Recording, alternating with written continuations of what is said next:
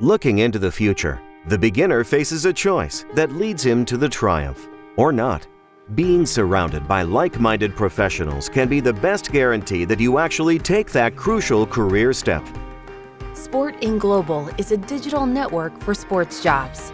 It gives you the chance to be involved in the sports industry no matter who you are, regardless of gender, nationality, and experience. Our AI system matches up talent with human resources. Candidates who align with the company's values and needs immediately get shortlisted. It saves time for HR and increases the opportunities available to applicants. The platform identifies tailor-made recommendations based on user needs, so you're always aware of the possibilities out there right now. Sport in Global is a place where students gain key tips about jobs and build the valuable connections that are essential for people at the beginning of their career path. The path from candidate to champion starts with a single step in the right direction. Sign up to Sport in Global. Sport in Global, the best way to enter. Next, it is with my great pleasure that I get to introduce Antonio Veloso. Antonio Veloso is full professor in biomechanics and director of biomechanics lab at the University of Lisbon since 2010. Antonio has served on the board of several societies such as the Society of Biomechanics and the International Society of Biomechanics in Sports. Antonio has published more than 200 papers in peer-reviewed journals and in Congress proceedings. His research interests include the biomechanics of human movement, where he focuses on the development of experimental methodologies, including the modeling and simulation of mechanical loads on the musculoskeletal system. Recently, together with football coach José Mourinho, he developed the High Performance in Football Coaching Postgrad, which is the first Portuguese academic program specifically developed for football coaching directed at an international public, with the wholehearted emphasis on clear-cut teaching learning methodologies. Antonio, welcome with us today. Hi.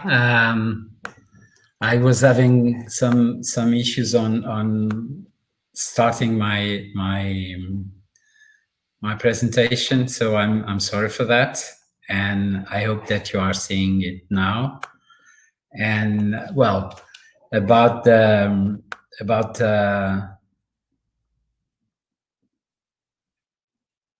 sorry, I tried to organize my screen here.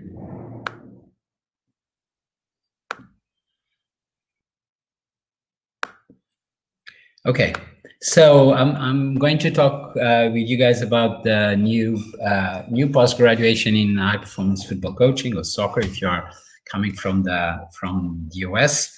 And the idea about it is to bridge the gap between what are the traditional education courses on that are produced by the universities, and also the traditional courses that are produced or that take part in the associations, football associations. And we had the pleasure and of the possibility to organize it with someone that is one of the main coaches in modern football, so that allowed us to let's say to be able to do it in a new way, in a more structurized way, and mainly also guaranteeing that we have the possibility to be innovator and also to address all the subjects and areas of that are relevant for top coaches that are usually not studied and not taught at traditional courses.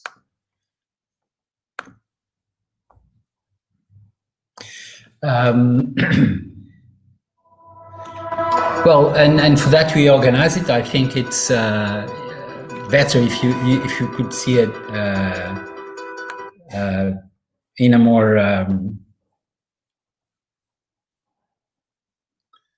dynamic way. And as you could see, we start from building foundations from the science behind the main subjects that we need to address, and then go directly and quickly to more applied things, strength training, fitness evaluation. Leadership is one of the main characteristics of Jose, and so he put it a strong influence on that. And doing so, we were able to address these issues quite importantly. This about data. Right now, the modern game is built around data, and of course that we need to be able to address all these issues together. So data analysis, game analysis, the use of data. We also approach some new specific methodologies that have been developed in Portugal, like the tactical periodization. But we also use the experience we have for developing players, and that's one of the main characteristics of football in Portugal, is the ability to develop top-level players. And at the end, is what main costs is, to produce fantastic players, and also the possibility to, as José says it, is to guarantee that. So the ability to produce their own knowledge, specific knowledge from the coaches, from the aspiring top coaches, is one of the main objectives. The course structure is relatively straightforward. It's based on what are the best practices for post-graduation courses of this style. We have some limitations because as we mainly work with young coaches that are already on the industry, so they actually have positions in clubs, mainly in clubs, in academies, and at the different levels. We need to organize the course during the periods when FIFA has their international breaks. This means that we follow those breaks, and those breaks are usually about 2 weeks. And so we organize 8 days consecutive. So we have 8 models in total, roughly 300 hours, and the students come for 2 consecutive modules. Everything is trying to do in the most advanced and professional way. We use top-notch technologies and learning methodologies, and the purpose is to engage in a transformational experience that could, as we stated, profoundly change the students' perspectives and uniquely set apart their own skills. Fortunately, we have tremendous students in different areas. I just would like to highlight some of them. Of course, José Mourinho, it's fantastic that we can have them, and you will at the end of the presentation you will see some of the reactions of the students after having a full day working with him. But besides him, we have the top people from, for instance, Benfica Academy, which is one of the top academies in the world, producing tremendous amount of top players. In this case, Pedro Marques is the technical director of the academy, and Pedro Milomes, who is the director of the academy. We have from the point of view of fitness, Christopher Carling is one of the top people. He works right now at the French Federation, and is one of the experts on the relation between the effort and the load of the real load of a game, physical load of the game, and how do you prepare for that. Then we have a set of young, very successful football coaches from Portugal, and mainly related to our faculty, meaning that they did their education in exactly at our faculty and university. And it's an honor for us to have them: Pedro Caixinha, Lionel Pontes, José Pratas, several people that are in the industry with strong experience, international experience, from Portugal to Mexico to the Arabics, to Asia. So it's a great pleasure. Miguel Cardoso is another one, quite successful coach. We also have people that usually don't. It's difficult to have in a regular academic course or in a federation education procedure, like Richard Perry. Richard Perry talks with us about the governance in football, about leadership as well. He was the first CEO of the Premier League, was CEO of Liverpool, and right now is the CEO of the English Championship. We have, so the next edition will the first two models will occur between the 23 and the 30th of March next 2021, and we will address different as is stated, scientific approach of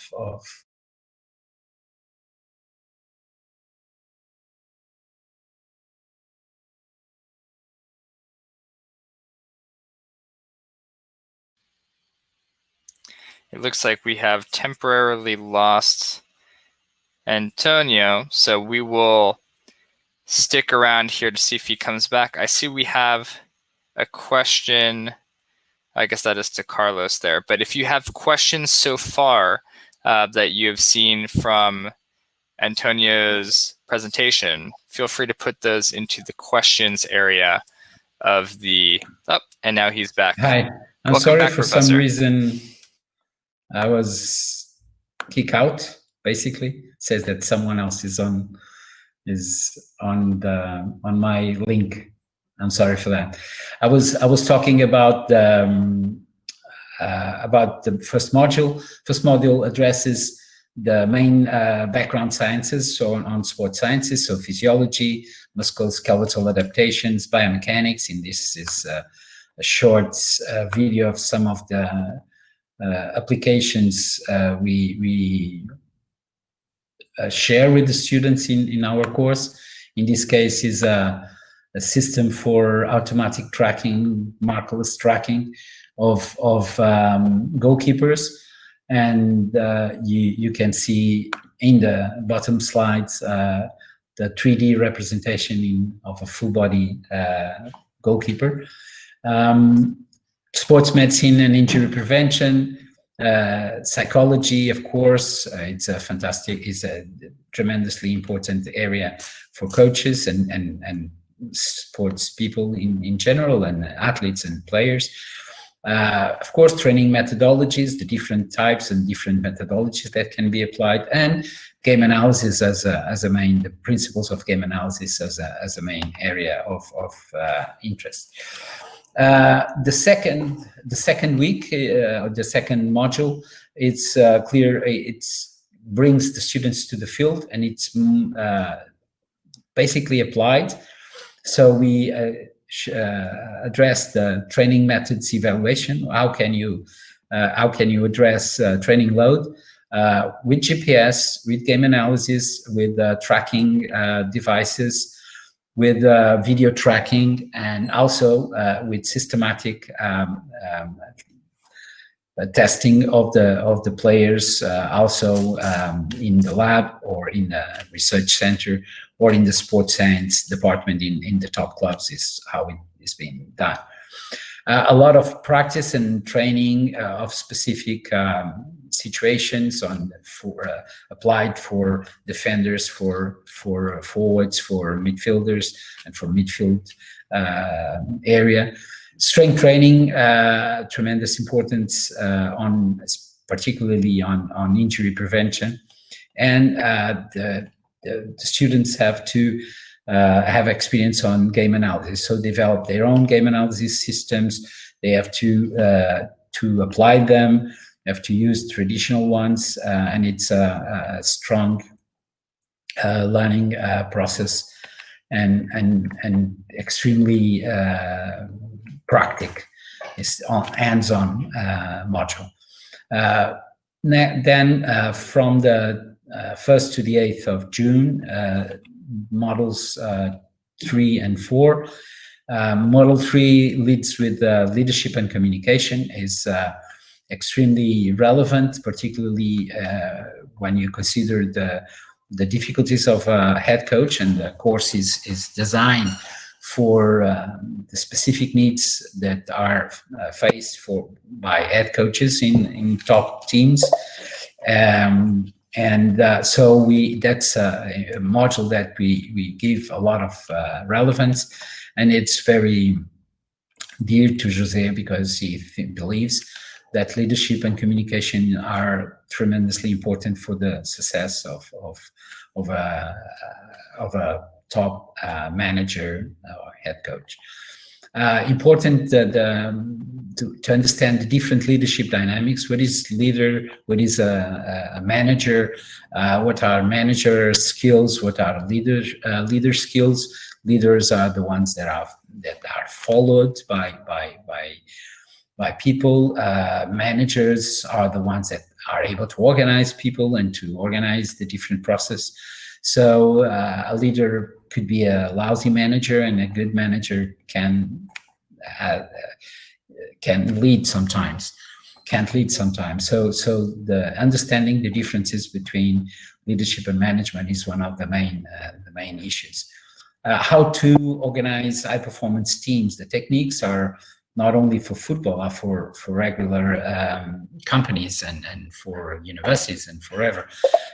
But to the factors linked to management and to leadership there allow us to develop high performance teams are extremely well addressed in this module. One main area where we do have a lot of emphasis, and we have people working with us on the lecture side as a professor, tremendously good, very, very well known in Portugal, like António Prieto, is on the issue of non-verbal communication. Non-verbal communication at this time is extremely relevant, and is particularly relevant in a situation where a coach is really exposed, not only when he's on the bench in the field, not only when he's during the game communicating with our players and also with the opposition, but also when he has to communicate with media, when he has to communicate with the directions, the presidents of the clubs and the CEOs of the clubs and so on. It's important to address the governance structure and of the game itself, of the different organization. It's important when you start to go up the ladder of the coaching profession, that you understand also what are the targets for the people that hire coaches in the different possibilities on different parts of the industry. What someone that wants to have a coach for an academy, or academy director, or academy responsible for developing players, what they want, what they like, what they think is important. If you go for a top club, how do you address, how you explain your project for your team to a owner, Sometimes owners are not from the same country. It's common right now that you have a club in Portugal or a club in England, and the owner is Chinese or American, and you need to specifically know what is expected from you from the point of view of interaction with the owners, for instance. One of the main objectives of Model 4 is to, based on everything that we discussed before, how do you implement your team organization in the field? So how do you go from game analysis, from the analysis of the opposition, from the opponent team, and how do you set and organize your team? How you develop your own game model? Game model is a very relevant situation and condition of the game. You have different game models. You have game models that are based on your beliefs, and they are based on the characteristics of your players. But then you have to address an opponent, and you have to do an opponent qualitative and quantitative analysis. You have to know the characteristics of your opponents. You have to have a strategic plan, and you have the base of your game model. With this, you have to develop a team organization for a game, for a match, or a set of matches, or if you are in a international competition with 2 games. So that's what we address basically on Model 4. Model 5 and 6, that in the 2021 occasion will take place from the 1st to the 7th of September. It's basically the first module, Model 5, will address periodization.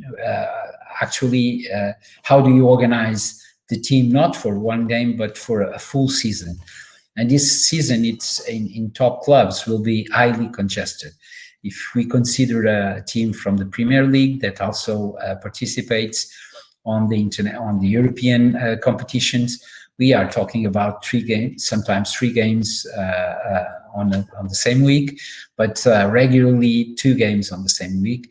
Then if you go also for the league competitions, the cup competitions in the Premier League, it's a tremendous amount of games. How do you manage to organize and work the physical performance of your team, of your players?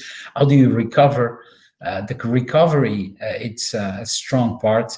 Jose sometimes says that more than training, physical training and physical performance enhancement, what they do during the more congested fixtures is guarantee recovery. That means that football has a specific periodization of the season, of the training process. You don't have highs, you don't have one big competition. You have a set of competitions, and your levels need to be always maintained in a above a certain level, but you cannot overload your team. Sometimes this is difficult if you have a small number of players. If you have a big number of players, then you have other problems, like who do you choose? How do you manage to work with the players that don't play routinely? So it's quite a challenging situation. We talk a lot about the football-specific periodization process. We do approach what is the approach from, for instance, typical from Football Club Barcelona, the structurized periodization. We have fortunately top people talking about that. Antonio Gomes, that until recent was one of the responsible for the fitness and performance and sports science in Barcelona, is explaining their approach. Of course, we have tactical periodization approach as well, some demystifying some of the complexity of this approach. There is typical Portuguese approach developed and with some of the top people applying it that will be present as teachers in this course. We always use a lot problem-based learning process to guarantee that the students have to have hands-on mainly all the time. A quite important area is the scouting and asset management. The players as assets have to be well managed, but also well laid, as we talked before. So identifying talent players using scientific information, qualitative, observational, and quantitative analysis to develop the players' profiling. And then the scouting process is an holistic perspective where you choose your players, and you can use choose elite players, you can use elite youth players that you want to develop as a top player. Yeah. The last modules in Professor Veloso. Yes. I'm sorry to interrupt. So we've reached the end of your time. Yes. Would it be possible you could wrap it up in the next minute, and then we'll go to questions? Yes, I just would like to share this video with you guys. Every knowledge is welcome, every discussion is welcome, every idea is welcome, but in the end, what they have to learn is to sing football by themselves. In this process, I always refuse to say that I'm right and the others are wrong, because I believe that in football, if you have your ideas, you are never wrong. There are some things that you have to believe in. If you stick to your beliefs, if you're sure that you're doing the right thing, somehow it's gonna come through. In the end, you are the one that produces your own approach.